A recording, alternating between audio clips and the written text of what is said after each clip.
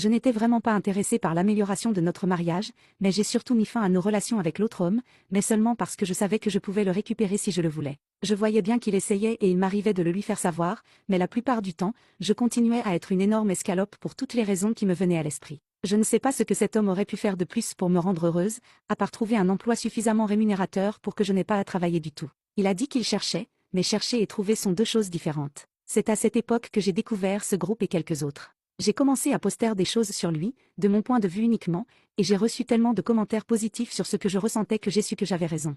Plus je postais, plus je recevais de validation, je n'étais pas la seule à savoir que mon ex-mari ne valait pas la peine d'être gardé. Tout l'internet me disait à quel point il était horrible, j'ai commencé à lui dire des choses horribles et même à l'ignorer carrément.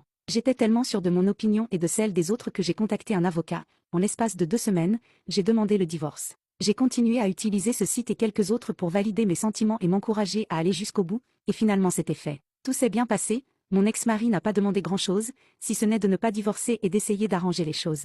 Je m'en moquais, il était brisé, mais j'étais libre. Je pouvais faire ce que je voulais sans avoir à me sentir coupable ou à rendre des comptes à qui que ce soit. C'était un sentiment de liberté incroyable. Mais cela n'a pas duré longtemps. Au cours du mois qui a suivi son déménagement, j'ai manqué 3 fois le jour des poubelles. Il y avait aussi rarement un seul plat propre et le linge restait si longtemps en pile que je devais commencer à le renifler pour voir s'il pouvait être porté à nouveau. Je n'ai jamais vu mes enfants aussi malheureux. Mon aînée avait vu certains des messages de l'autre homme des mois auparavant et elle savait que l'ex-mari voulait encore essayer d'arranger les choses. Il ne lui a pas fallu longtemps pour cesser de me parler, sauf pour me dire qu'elle voulait aller chez l'ex-mari. Les autres m'ont toutes dit qu'elles voulaient aussi vivre avec leur ex-mari. J'ai fait de mon mieux pour essayer de les rendre heureuses, mais j'ai fini par leur acheter des jouets tout le temps et le bonheur n'a duré que quelques minutes. J'avais aussi beaucoup de problèmes au travail. Étant seule, je ne pouvais pas faire toutes les heures supplémentaires que l'on attendait de moi. J'ai fini par céder et j'ai commencé à appeler mon ex-mari pour qu'il garde les enfants. Il venait toujours dès qu'il le pouvait et me demandait toujours si j'avais besoin de quelque chose. Quand je rentrais à la maison, je trouvais la vaisselle et la lessive propres, et parfois même le dîner. Il ne disait jamais grand-chose après mon retour,